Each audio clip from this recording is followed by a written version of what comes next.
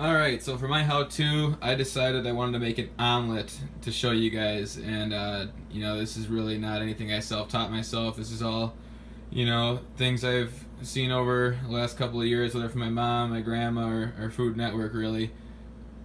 But building an omelet is something cool for me to do, because there's so many different ways you can go about making it.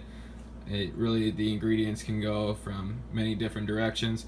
But for today, I'm gonna do sausage, and then I have some orange peppers, and next to that I have some cooked hash browns already. That's gonna be a trick, I guess, that I like to do with my omelets. But since the orange peppers aren't cooked yet, we have to start by cooking those.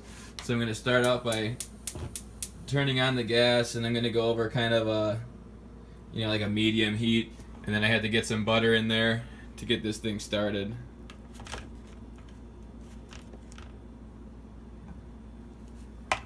And once we get started here, we're gonna get the orange peppers kind of sweating down, just get them a little bit softened up, and then we'll throw in the sausage, which I already have cooked.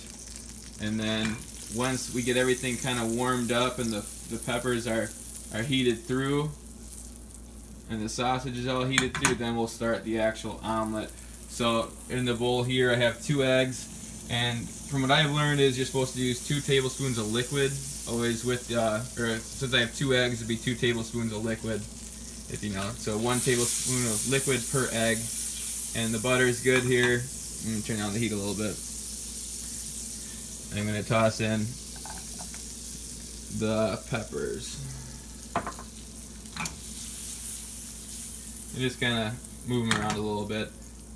Get the butter moving around, and the main thing here, I kind of forgot to touch base on that right away, but the main thing that we need to remember is we want to use stick butter. I just feel like it keeps the pan lubricated a lot better, make sure that things don't start sticking later on in this process compared to tub butter.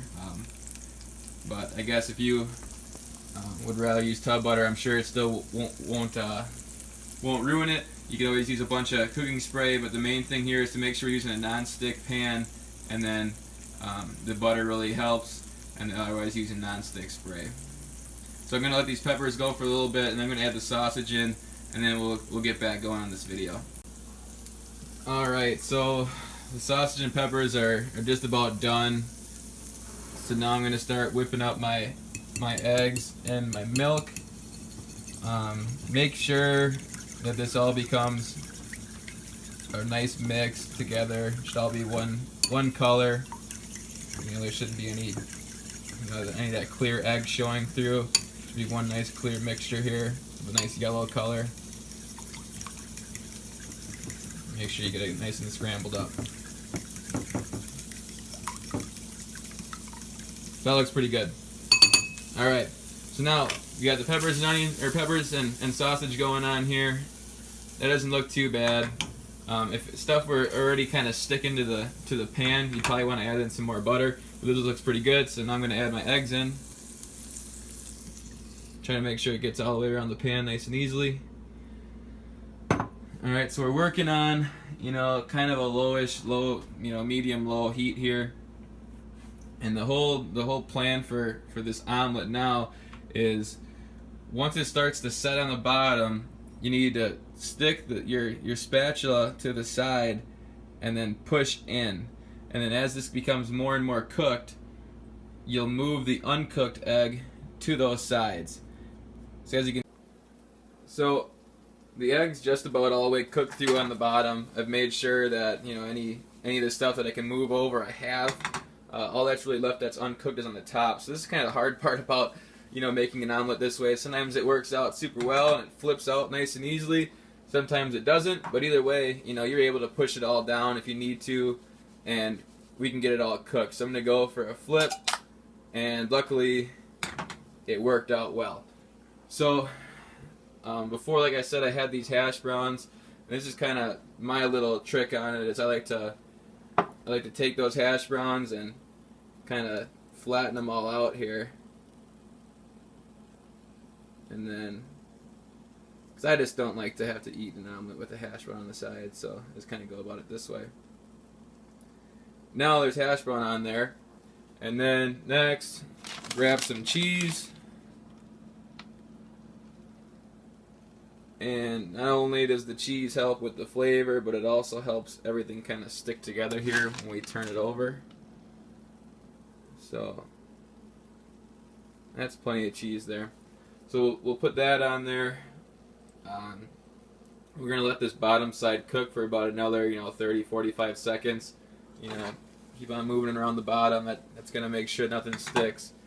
And this is why we're making sure we cook on a low, medium-low heat. Nothing's going to be able to stick to the bottom. We're cooking this when it's nice and low heat. Once we let the bottom side cook, we're just about done. We're just going to turn it over, put some more cheese on top. I'm going to salt and pepper it before I put the cheese on, actually. But then we're going to be all good to go. So I'm going to show you the finished product, but for now, this is good.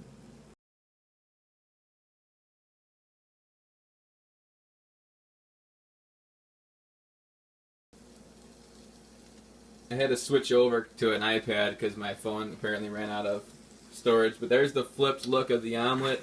Just put your spatula underneath and you flip over at the half. Next I'm going to salt and pepper it, and then I'm going to put some cheese on top, and then it will be done. Alright, and there's our finished omelet. The cheese on top trick, actually, I look at it as a way to cover up any blemishes your omelet has, whether it doesn't look very good or whatever could have happened to it, whether the flip didn't work well. This is a way to kind of hide any mistakes by putting the cheese on top and by adding extra flavor. But hopefully you enjoyed this video of cooking an omelet. It ended up being a lot more work than I thought because my phone ran out of storage, but all in all, it actually worked out, so I'm happy, and hopefully you guys can go on and make omelets just like this in your future. Thank you.